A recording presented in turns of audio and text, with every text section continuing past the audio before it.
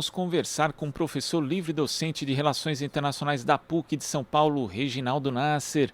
Bom dia, Nasser. Bom dia, prazer estar aqui conversando com você. Prazer é nosso. Nasser, ontem o líder do grupo Estado Islâmico, Abu Ibrahim al-Hashimi al-Quraishi, foi morto na Síria após uma ação militar dos Estados Unidos. A informação, inclusive, foi dada inicialmente pelo próprio presidente Joe Biden. Nessa operação, algo que não aparece muito nas manchetes, pelo menos 13 pessoas, incluindo 6 crianças, acabaram perdendo a vida. Parece uma reprise de filme, né? Ser presidente dos Estados Unidos, seja republicano ou democrata, que está ali com a popularidade baixa, promove uma operação militar no exterior, bem longe dos próprios Estados Unidos, e proclama o que seria uma grande vitória. No caso do Biden, inclusive, ele disse que o mundo agora está mais seguro.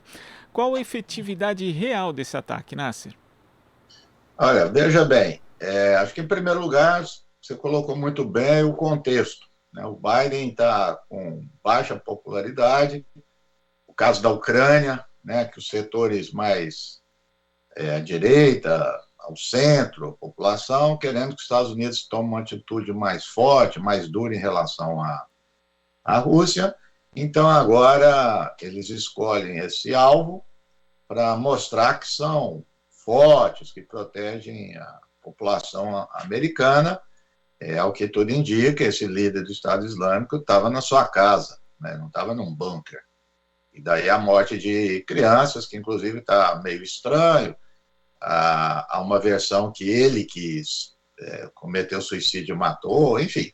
O fato é que morreram crianças, etc., e como você disse, repete, né, esse fato. E eu diria que a tendência com o governo Biden, esse tipo de ação é aumentar. Porque na medida que os Estados Unidos demonstram, vamos dizer assim, o que alguns consideram fraqueza, sai do Afeganistão, né? Não tem muito presença mais na Síria, no conflito, mostra hesitação na Ucrânia. Então, tudo isso junta em algo que esses ataques podem, porque esses ataques, ataques com drones, helicópteros, né? Quer dizer, a possibilidade baixa norte-americana é mínima, né? E mostra que está atacando os terroristas. Quer dizer, o espírito do 11 de setembro ainda continua. Mas, concluindo, o fato é o seguinte: o Estado Islâmico é uma organização altamente profissional, chegou a administrar um território do tamanho da Jordânia, administrando 6 milhões de pessoas, portanto, é uma organização como outra.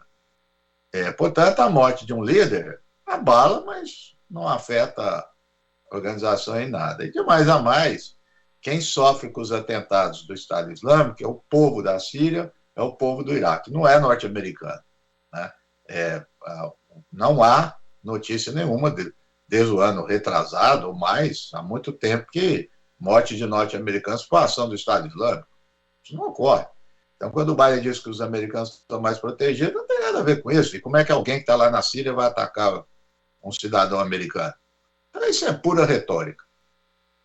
E Nasser, você já mostrava no seu livro A Luta contra o Terrorismo, os Estados Unidos e os Amigos Talibãs, que a ascensão do Estado Islâmico havia atrapalhado o plano de retirada das tropas norte-americanas no Afeganistão desde ali de 2015, quando Barack Obama já tinha essa ideia de uma retirada gradual do Afeganistão. Agora, o Estado Islâmico ali na região, ele foi se fortalecendo principalmente com grandes células, né? Ali nas cidades Sim. grandes do Afeganistão. Esse tipo de estratégia continua porque naquela época eles recrutavam muita gente entre os refugiados, pessoas em situação de vulnerabilidade. Isso continua? O modus operandi do Estado Islâmico ainda é o mesmo, Nasser? Continua. Isso é a fórmula, né? Quanto mais guerra, quanto mais conflito, quanto mais refugiado, mais alimenta organizações como o Estado Islâmico, porque são pessoas desesperadas, pessoas desprovidas das mínimas condições de vida, fora das suas casas, e não é casual que onde foi assassinado o líder do Estado Islâmico é uma região de refugiados, na Síria, fronteira com a Turquia. Então, seja na Síria, seja no Iraque, seja na região do Afeganistão, é onde eles vão buscar. E eles buscam com dinheiro, não é ideologia. Então, fica muito essa coisa a retórica do Islã, etc., a pessoa vai aderir, em primeiro lugar, pelo recurso mínimo que for que ela precisa. Depois, ele é doutrinado e se insere na organização. Mas o passo primeiro é isso. São pessoas desesperadas. Então, uma situação onde a recusa das forças estrangeiras, o discurso anti-imperialista, o discurso anticorrupção, que vem do Estado Islâmico e outras organizações, eles arregimentam. Eles passam a ter, infelizmente, uma certa legitimidade nesse contexto. Então, organizações como essa não vão desaparecer de um dia para o outro. Se não mudarem as condições do Oriente Médio, da região do Grande Oriente Médio, do mundo islâmico em geral, essas organizações vão proliferar e essas ações vão continuar. O Estado Islâmico, como você também destacava no livro, Nasser, ele tem uma visão um pouco mais transnacional, porque quando se compara com o Talibã, por Sim. exemplo, onde a maioria pertence a uma só etnia, os partidários do Estado Islâmico vêm de diversas etnias, são de diversas origens, inclusive teve uma época, né, bastante veiculação das ações deles em mídias sociais, eles atuavam bastante na internet, ainda atuam, eles têm peculiaridades que são distintas de outros grupos que atuam na região, Nasser. Muito distinto, quer dizer, eles se assemelham mais à Al-Qaeda, né? Ele é um braço da Al-Qaeda, mas aprimorou muito mais do que a Al-Qaeda. Aprimorou na comunicação, aprimorou na obtenção e gestão dos seus recursos. E, como você disse, completamente diferente do Talibã. O Talibã, podemos fazer várias críticas ao Talibã, mas o Talibã está lá no governo. Recentemente, o grupo Talibã foi para Oslo, Noruega, se reunir com possíveis doadores, né? Então é outro padrão. E o Talibã é local, é o Afeganistão, né? Não é o caso do Estado Islâmico, como você disse, transnacional, e que tem circulação no mundo árabe islâmico inteiro, né? Então é realmente uma organização poderosa e outro dado importante é que boa parte, quase todos os atores ali no Oriente Médio, são contra o Estado Islâmico, e ele permanece. Quer dizer, a Rússia é contra, os Estados Unidos é contra, a Turquia é contra, mas ele permanece, o que significa que é forte. Agora, falando de outro assunto relevante também dessa semana, Nasser, que foi a divulgação de um relatório pela Anistia Internacional intitulado Apartheid de Israel contra os Palestinos, um sistema cruel de dominação e um crime contra a humanidade.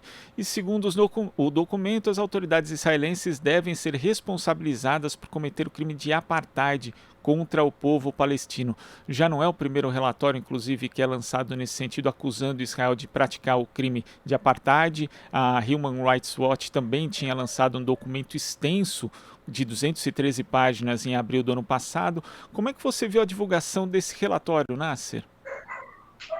Olha, essa questão do apartheid de Israel já é comentada, já é divulgada, já é denunciada há décadas, né? Relatos das organizações palestinas, de organizações judaicas de direitos humanos, e as semelhanças com a África do Sul, elas sempre foram lembradas por esses militantes. Agora, o momento onde aparece recentemente o Human Rights Watch e agora na Anistia, ele vem mostrar que não dá mais para esconder essa realidade. Por mais retórica, por mais propaganda ideológica que se faça do Estado de Israel, é impossível esconder uma realidade tão evidente como essa. E o sintoma dessa questão, que ainda é muito difícil, é que eu estava, não sei se até esse momento nós estamos falando, mas desde ontem, jornais como o New York Times, o Washington Post, o Guardian, não deram a notícia do relatório da Anistia. E a Anistia está sendo acusada de antissemitismo, quer dizer, aumenta essa, vamos dizer assim, vulnerabilidade de Israel. Quer dizer, qualquer crítica ao Estado de Israel começa a aparecer como antissemitismo. E eu acabei de ler agora de manhã também que já são 14 organizações judaicas, né, que estão em Israel, de direitos humanos, que estão corroborando o que diz a Anistia. Que, aliás, repito, essas organizações que estão dentro de Israel, que são de judeus, já têm denunciado isso há faz tempo. Então, há um movimento muito grande, cada vez maior no mundo, né, para dar visibilidade e querer também uma ação, né, em relação a essa situação deplorável que vivem os palestinos.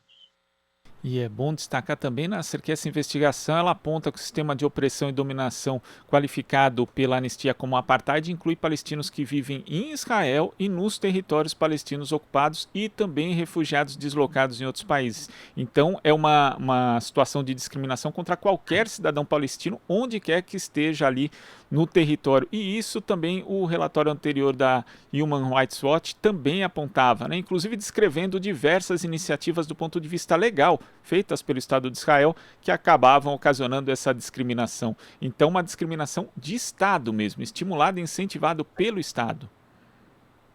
Não tem dúvida nenhuma, isso está na matriz, né? Está ali nos fundamentos quando se cria o Estado de Israel. Eu tenho citado uma lei que às vezes as pessoas falam um pouco lei, vou repetir que uma lei, que foi promulgada em Israel, mais ou menos em 1950, que o nome da lei é uma loucura, as pessoas parecem que é um jogo de palavras, chama presente ausente.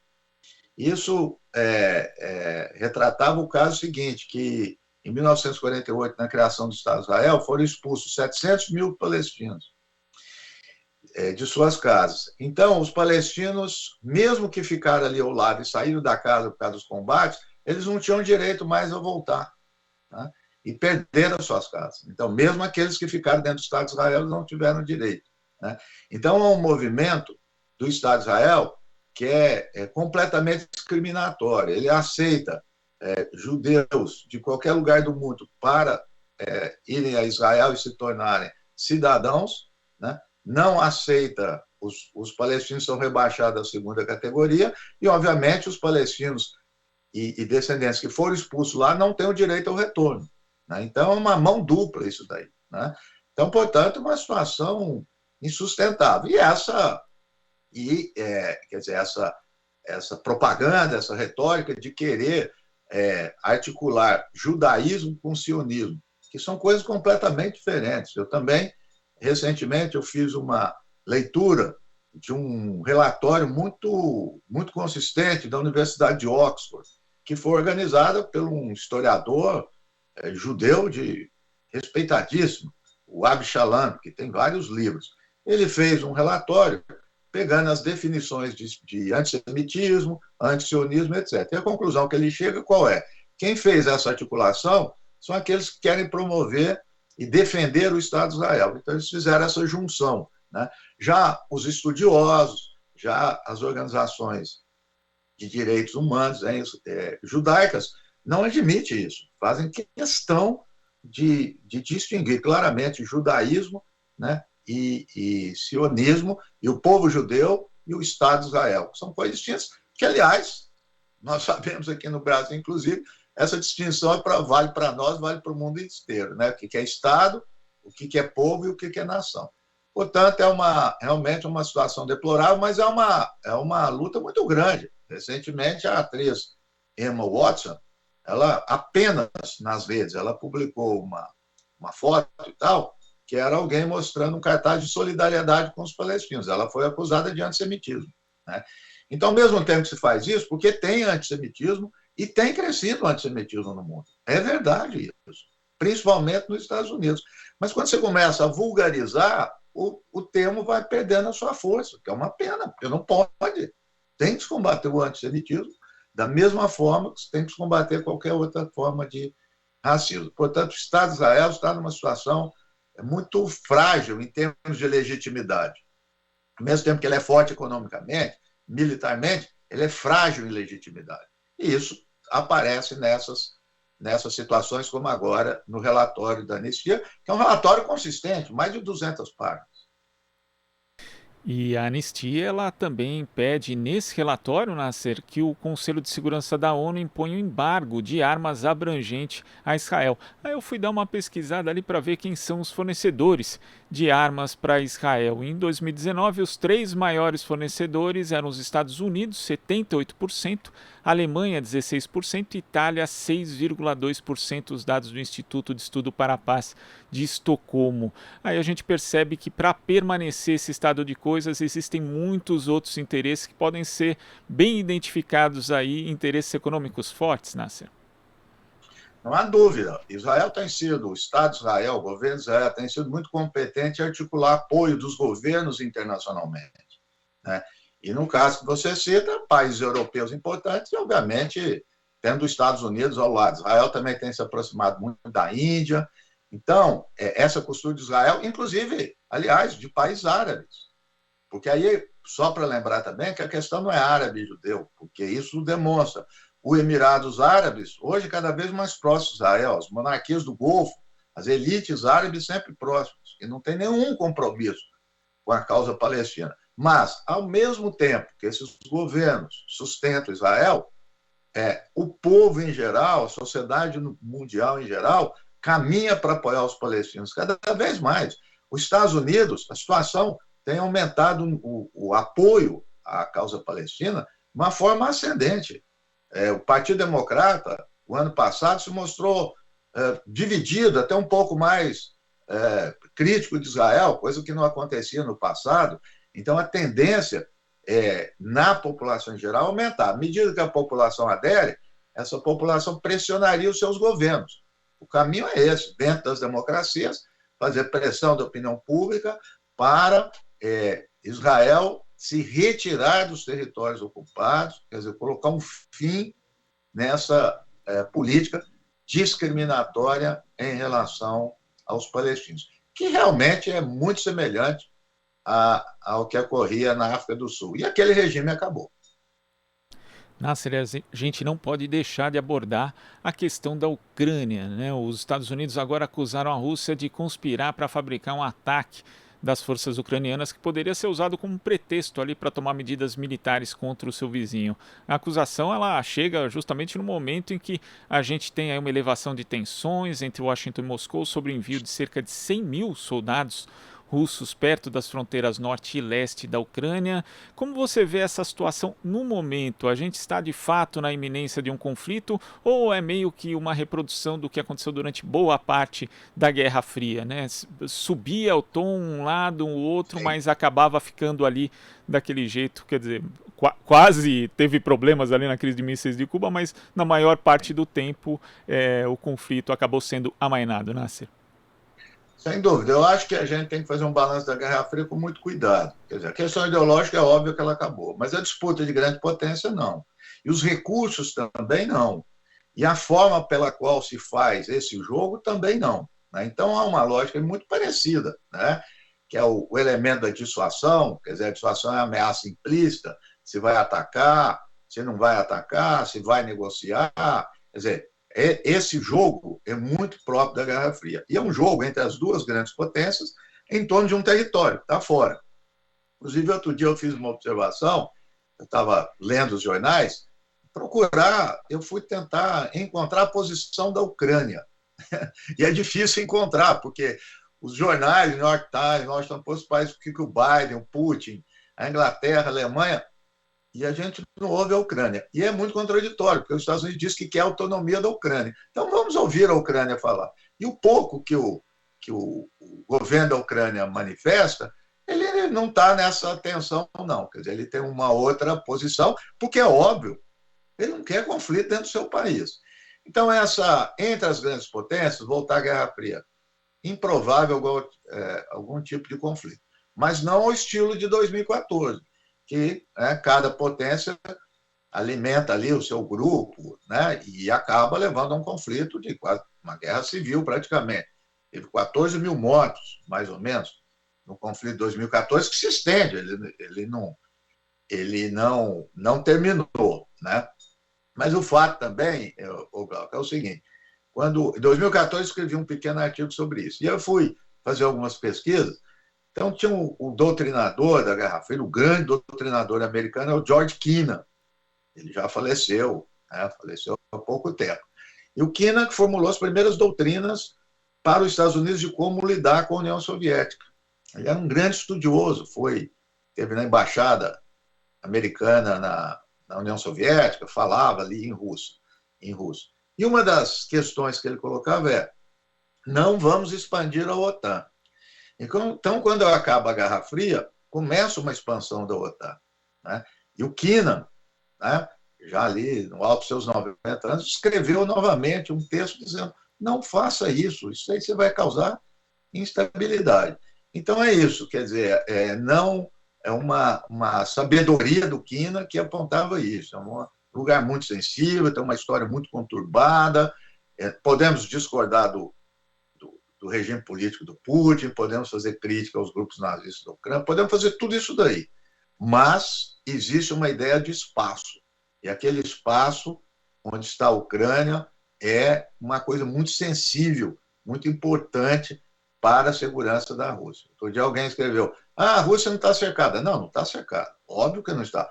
Mas a expansão, né, da OTAN leva a uma ameaça. O Putin, nesse aspecto, ele está certo. Ele disse assim: eu não quero míssil na minha fronteira. Como acho que os Estados Unidos não gostaria de ter nenhum míssil russo na fronteira do México. É verdade. Isso é o jogo da geopolítica. Nasser, muito obrigado aqui pelas suas explicações, sua análise no Jornal Brasil Atual. Até a próxima. Até a próxima. Conversamos aqui com o professor livre-docente de Relações Internacionais da PUC de São Paulo, Reginaldo Nasser. Aqui você ouve as notícias que os outros não dão. Jornal Brasil Atual.